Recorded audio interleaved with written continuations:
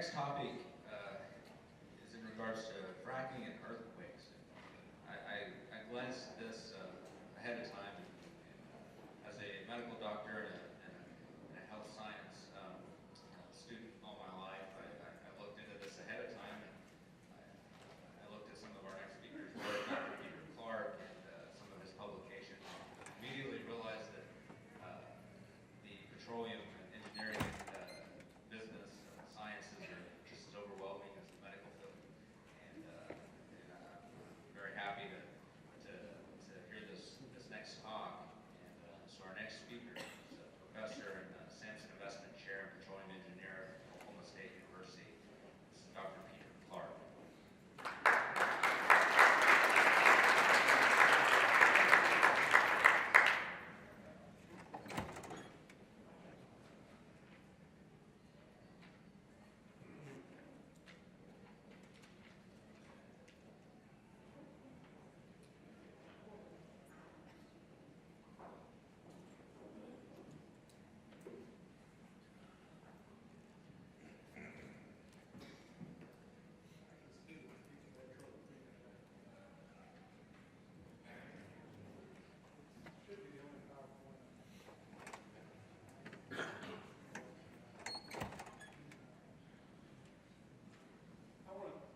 Thank the organizers for inviting me here tonight to talk on a subject that I know nothing about.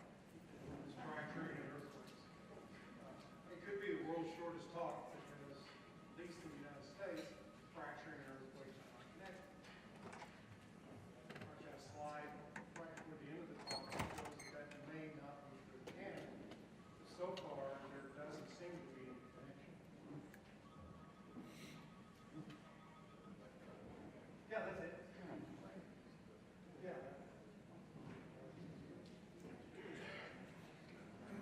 Figure is right. Move forward. You never know what colors these things are going to come out to be. This is supposed to be orange. And according to our president, it's the brightest orange. But anyway, today I'm going to talk about fracturing. Give you a little bit of background, talk about why the general fracturing in this country does not seem to be associated with earthquakes, all the water. Give you a little bit about my background. I've actually lived longer than the first fracturing. I was born before it happened. It was in 1947. I'm currently at Oklahoma State. I was hired to start the petroleum engineering program back up there. It died at the end of the 50s. I think they just set it up. Due to lack of students. And I came to Oklahoma State from the University of Alabama.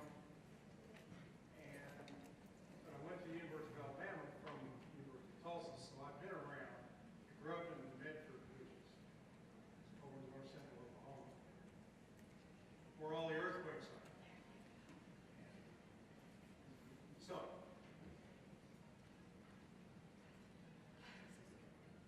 like I said, the earliest frac job was 1947. It was done in the Houston gas field in southwestern Kansas. It was mainly just with water. It didn't work. It didn't work because they didn't put propane in it. And that's really where it started. So when you hear, and a lot of what I'm going to try to do today is address comments that you hear every day or see in the newspaper. They're simply wrong about fracturing. Fracturing is not a new technology. It's been around 70 years almost. So it's not like we just invented it yesterday.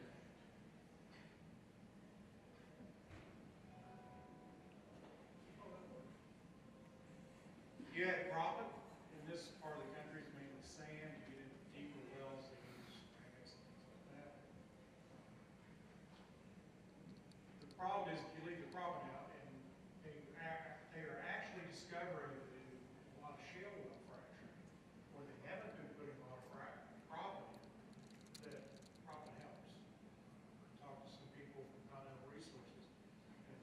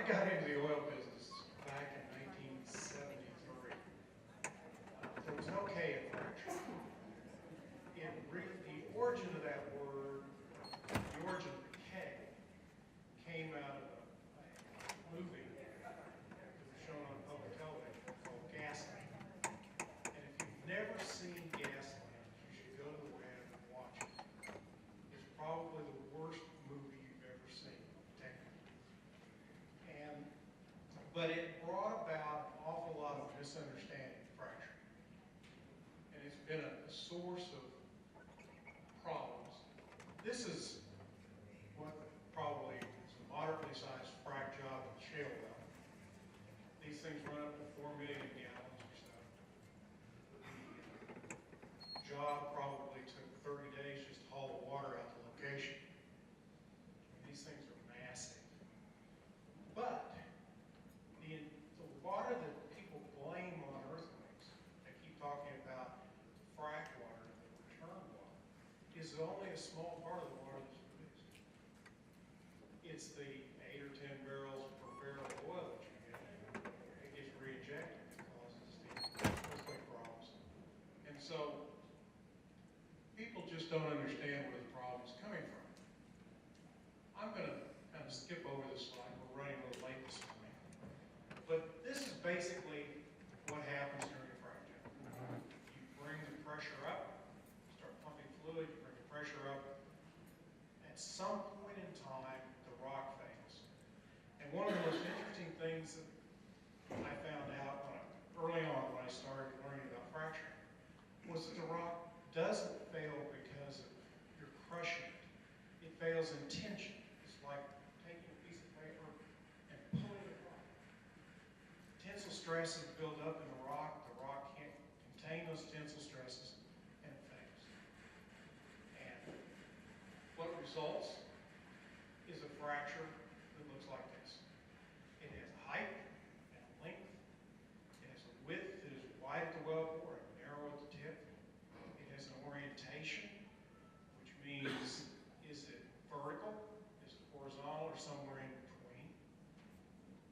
And it also has an azimuth. Fractures tend to grow in two wings, 180 degrees apart. Now, that isn't true in every formation. They've dug up coal bed fractures that are 60 degrees apart. So, in normal rock, the fracture tends to be two wings at 180 degrees apart. Things that can change that, Amoco ran a frac job up in Colorado a number of years ago. It went 4,000 feet in one direction because they had some tilt meters they were making measurements with, and almost 0 feet in the other direction. And they determined that there was a fault. Fracture hit the fault, it just quit growing in that direction. When a fracture hits a fault, anything that can happen will. It'll cross it, it'll stop it, or it'll run along the fault. So, in this case, in Amoco's case, it just quit growing.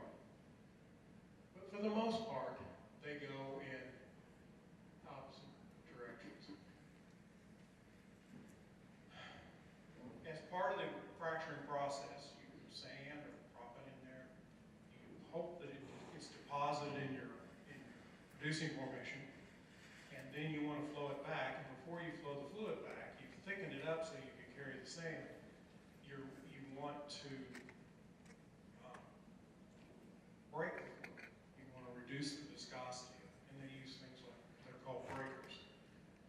The early breakers were enzymes. In fact, when I first went to work, I worked for Dow in Tulsa, and one of the guys I worked with said that the early breakers, they mix up some guar gum in a bucket and set it out in the sun, let the bacteria start to grow, and then they pour it in the frac tank right before they were in the frac job, which is about as crude as you can get. But, whoops, I'm going the wrong way. That's what the trouble is. Now, I've got this slide up here because the direction or the azimuth, the orientation of the fracture, the height, everything that you can think of about the fracture in terms of its characteristics are controlled by the stresses in the earth. And we can't really change that very much. When you drill a hole in the ground, you change the local stresses, but you don't change the far field stresses. And fractures propagate perpendicular to the smallest of the principal stresses. That's because nature is lazy. I keep trying to tell my students this. You have to think about things in terms of nature's going to do the least amount of work that it possibly can. And the work involved in creating a fracture is holding it open. It's not creating a crack.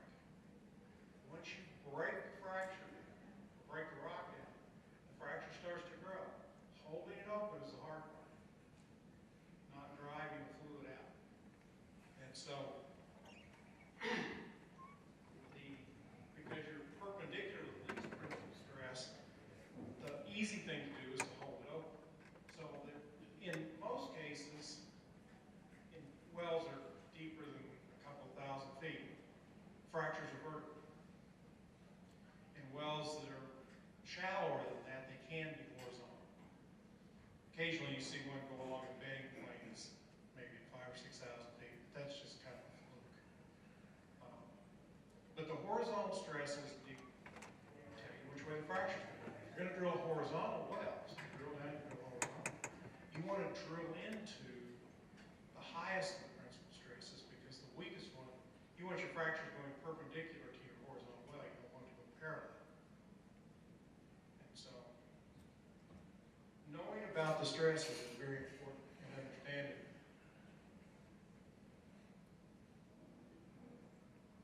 The other thing that the stress levels sort of dictate is how many frac trucks are you going to have on location. And so the tubular requirements, the horsepower requirements, these are all sort of set by the horizontal, by the stresses here. And you just have to live with them. Now, just a real quick thing on materials, because you hear a lot about all the dangerous materials we put into fracturing treatments. The EPA has forced the service companies to virtually publish their material lists. And probably the most popular thickening agent is guar gum. We've been through a whole series of them. Guar gum is the one they settle on. You know where guar gum was first used? Ice cream. It's put into ice cream to absorb excess water, so that when you have and put it in the freezer, ice crystals don't form. It's a smoothing agent for ice cream. It's a thickening agent in a lot of different foods. The interesting point is that food grade guar is not pure enough for an oil lamp. Your stomach can tolerate amino acids. Oil wells can't. Blows them up. So the guar gum that you use is biodegradable. That's why if you dump your frac water into a pit, it'll start to smell after a while. Bacteria eat guar gum, they love the stuff. And it's better than food grade. The other thing that we use, if you're running high rate jobs, is polyacrylamides. Polyacrylamides are used to form slick water. Very low concentrations of friction reducers, so that they reduce the amount of pumping power you need to flow at the same rate. These were invented by, I think, Dow. And one of the things that they tried to use them for was to put into a product they had called spick and span, to make it easier to push the mop across the floor. The problem is that you left a thin layer of polyacrylamide on the floor when everything dried, and if you spill water on the floor, it was like walking across ice. So that was a product failure that was sort of unexpected, even though if you'd have thought about it, it makes sense. But unless you're running high rate jobs, I don't recommend polyacrylamides. They don't break down well, and they form complexes with calcium. You can plug up your well. I've got an interesting story I don't have time for, but polyacrylamides can cause problems. Surface active agents. We put a lot of surface active agents in. What are surface active agents? Soap. Every time you wash your hands, you're using a surface active agent. They're used to reduce surface tension so you get better flow back. They're used to keep foams from forming. If you're running a foam frac, they're used to make the foams form. They have lots of different uses in the oil field, but a lot of them are very similar, or the same thing as are in commercial products. Why?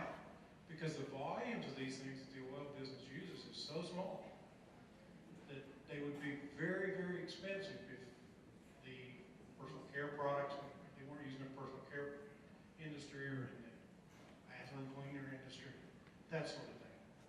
So many of these things are found in multiple places. Bactericides, this is probably one that draws the most ire, and I'm not quite sure why.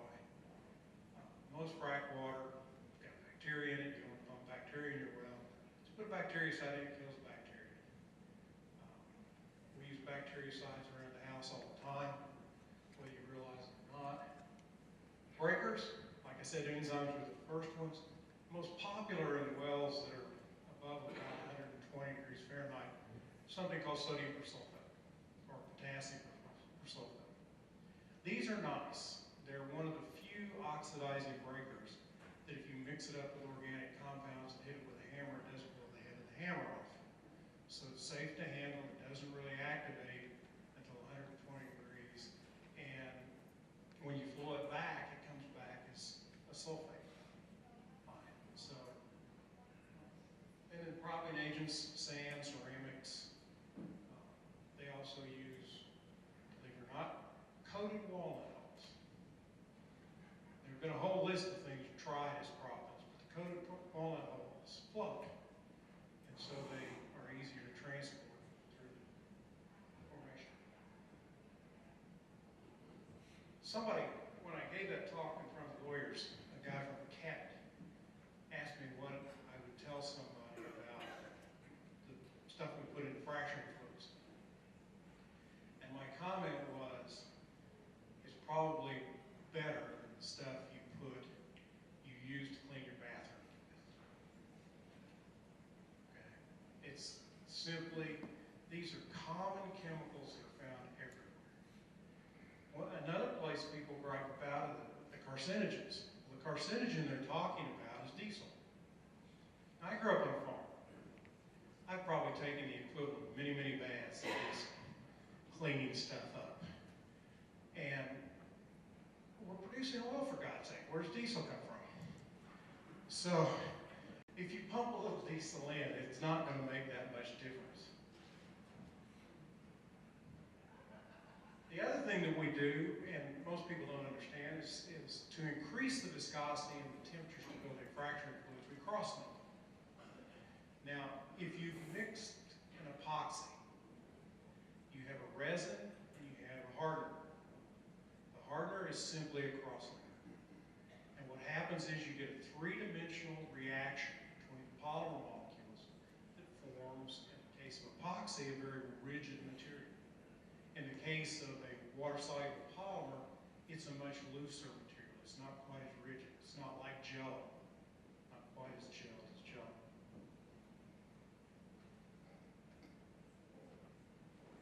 Horizontal wells. The shallowest things are around here, you're not going to see many horizontal wells. But there have been some pretty shallow wells drilled in places like Alabama. I know a guy that drilled a horizontal well at about 3,000 feet into a very heavy oil reservoir. And actually worked fairly well. This is an interesting picture. This is a schematic of a well, a series of wells, a well that was drilled into a coal bed methane by Consol, I think. And they drilled it, and they drilled all the laterals, and they drilled the chevron pattern out from it, and it was very successful. This was a very tight coal, and fracturing didn't work very well, apparently. But you do see these things. The idea behind a horizontal well is you get a lot of contact with the producing air. They're hard to drill. They cost a lot of money to drill. But in a shale, it's cheaper to drill one horizontal well than it is enough vertical wells to adequately drain the shale. And so that's why they do it. And they do multiple frac jobs. They'll run 30 or 40 frac jobs that are up to 50,000 gallons per frac job. So massive amounts of liquid pumped into these things. This is just another schematic. This is a the one I wanted to show you. For some reason, I thought I'd moved a copy of this closer to the front of the talk, but this is a schematic that came out of Gasland. And this is a schematic where they got everything wrong. They couldn't have done a worse job. It shows a horizontal well with fractures going from, in this case, we're talking about the Marcellus, which is at 6,000 or 7,000 feet, up to the water table, which is at less than 1,000 feet. And this was contaminating the water table. And, I mean, the little movie went downhill from here. I mean, this is maybe a typo. But anyway, here's why it doesn't work that way. Every one of those zones between the Marcellus and the surface has a different stress level. And stress differences can stop height growth. So something that is growing in a shale, and perfectly happy to grow in a shale, and it grows up and hits a different shale that's a little softer, that's not as brittle, the fracture dies because the stresses that it takes, or the amount of pressure it takes to drive that fracture up to a softer shale, it's more than is available. It's easier to push the fracture outward than it is upward. Remember, nature's lazy. And if it's harder work to go up than it is out, it's going to go out. And so, you've got at least a half a dozen zones, and this is only, I think, from Marcellus up at about 3,000 or 4,000 feet. We're not even close to the water table in this schematic. It was too big to get onto a screen.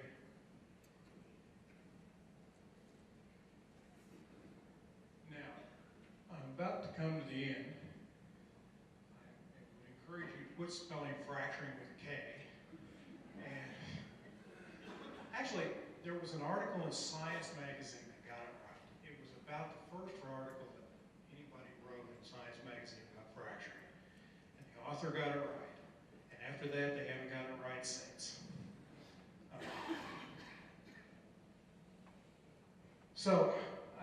I was asked to speak about fracturing and earthquakes. I haven't said much about fracturing and earthquakes, but in the United States, I've been unable to find any record where earthquakes were directly attributable to fractures. This is not true in British Columbia. They just did a study of 12,000 wells. A lot of gas in Western Canada. And in like 0.3% of those wells, they could attribute a 3.0 or greater magnitude earthquake to the fracturing treatment itself. And the differences in the geology, these wells are really sitting right down on top of places where the earthquakes are occurring and water is getting down. But for the most part, in the United States, I've never seen anything that draws fracturing or links fracturing to earthquakes, only water injection. The other thing I was asked to speak about was leasing. And I only have one piece of advice, and the advice probably comes out of ignorance of Oklahoma law. But you have to remember there is a difference between the pore space and the stuff that's in the pore space. Pore space can be valuable if and when they force carbon sequestration, because you can store CO2 in it. And people will pay you rent on that pore space. I think I haven't kept up with Oklahoma law, so I'm not sure exactly what the law is in Oklahoma. But I think Wyoming ruled that the pore space, or they passed a law that said that the mineral owner owns the pore space. The lease is only on the oil or gas that's in the pore space. Now, if there's no state law that covers that, then you have to write this into your leases. Like I say, it may never occur, but that pore space at some point in time could be valuable as a storage spot for CO2, which is something else I've done a lot of, is pumping CO2 into wells. I've actually had to fill out a need form for a well, which is rare for a college professor, and it really wasn't that hard. This is all I have. I want to thank you for your patience, and I'll be happy to answer questions. I think I made it through without coughing, which is probably the longest I've gone in at least a week. So.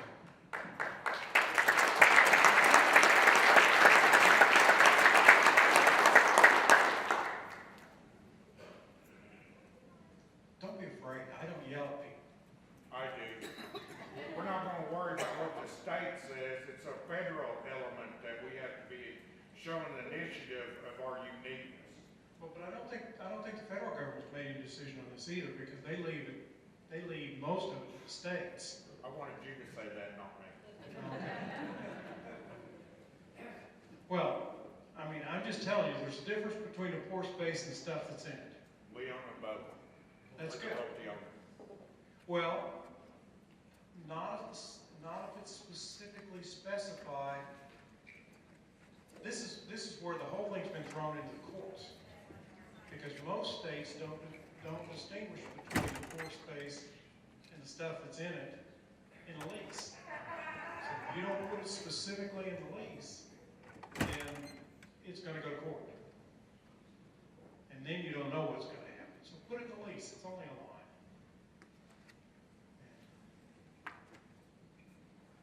Anybody? Questions? Yes. What's the difference between the hydraulic fracturing and CO2 fracturing? CO2 fracture? Nothing. There are many things that have been tried for fracturing fluids. They started out with water. Interestingly enough, right after World War II, the first gel fracturing fluid was Army surplus or war surplus napalm, which I wouldn't feel real comfortable with that on occasion, but apparently some people did. They've used condensate, oil, lots of different things have been tried. Gases have been tried, CO2 in particular. But the process is still the same. You build the pressure up, the fluid starts to leak off into the rock. Pretty soon you're pumping fast enough that the rock can't take the fluid any faster. Tensions build up, the rock tears apart, you create a fracture. And if you do that with foam, if you do it with CO2, if you do it with water, it doesn't really matter. The mechanism is roughly the same. It's just the fluid's different. Are there different advantages depending on the stress, rock stress? Well, CO2 is a funny fluid. I teach fluid properties in one of my courses. Thank goodness we don't have to cover CO2 because it's a nightmare from a fluid's property standpoint.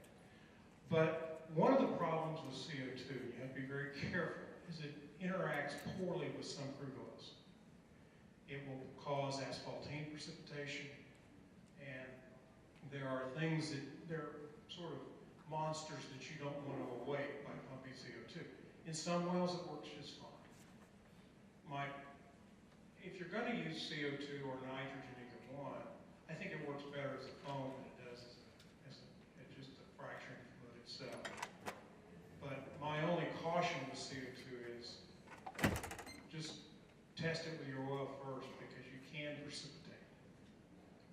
In fact, I was involved in a court case that somebody precipitated an asphaltene fluid in a well.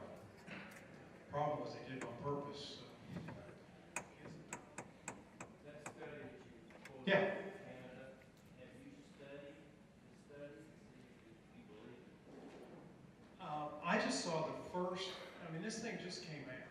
We're talking about a couple of weeks. I haven't seen the whole thing. Who did? It was, I think, the Canadian Geological Survey.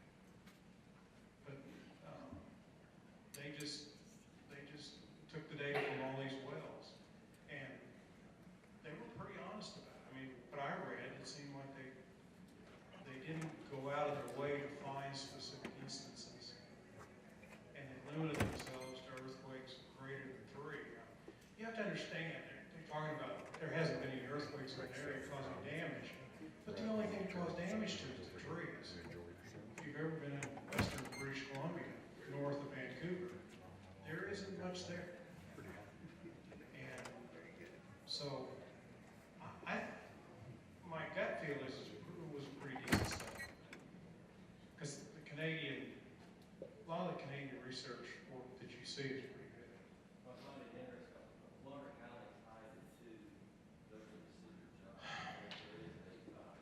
probably a time.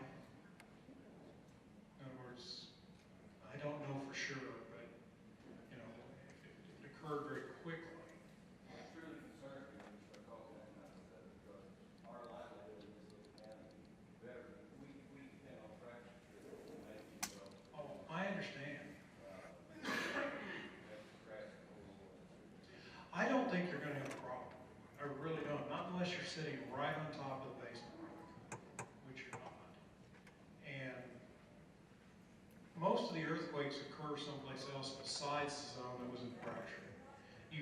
When you see an earthquake reported, let's say at 3 kilometers or 4 kilometers, something like that, that's just the standard number they put out when they don't know anything else.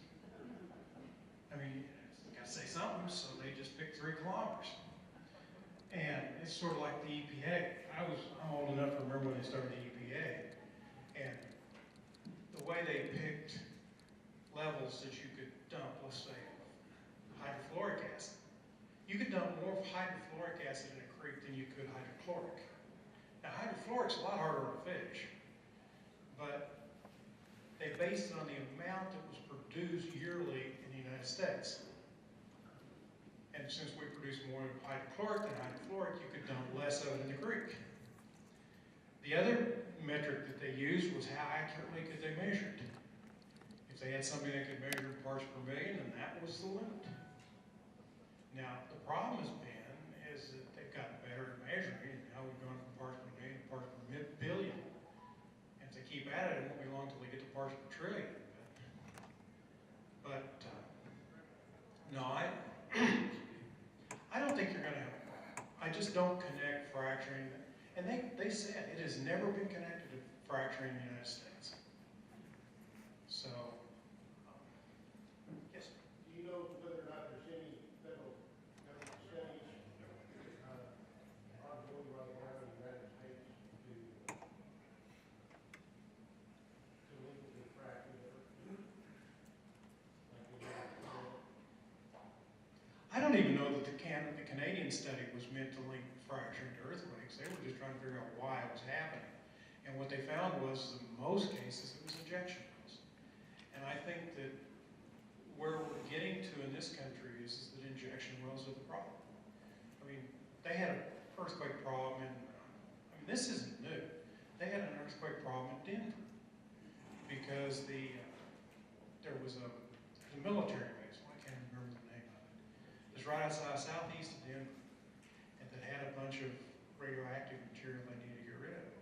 So they were pumping it into formation. And all of a sudden, Denver starts to get earthquakes. They quit pumping, the earthquakes go away. Same thing happened in Ohio when they first started dumping water from the Marcellus. They happened to drill an injection well just almost right on top of the fault. I mean, they couldn't have gotten any closer to this thing if they tried. And all of a sudden, they started having earthquake problems. When they realized where the fault was, they moved the injection well, it went away. So, I really think the problem in Oklahoma is that we've been dumping water into the Arbuckle and below for a long, long time. I mean, and so I think it's more the rate at which they're pumping now rather than the fact that they're pumping water. Because we've been getting rid of a lot of water, these horizontal ones. And so I think that's caused the problem more than fracturing or anything else. Anybody else? I mean, I could talk all day. Like I say, this is a version of a talk I gave to a bunch of lawyers, and it was like 2 hours long. And so, thank you.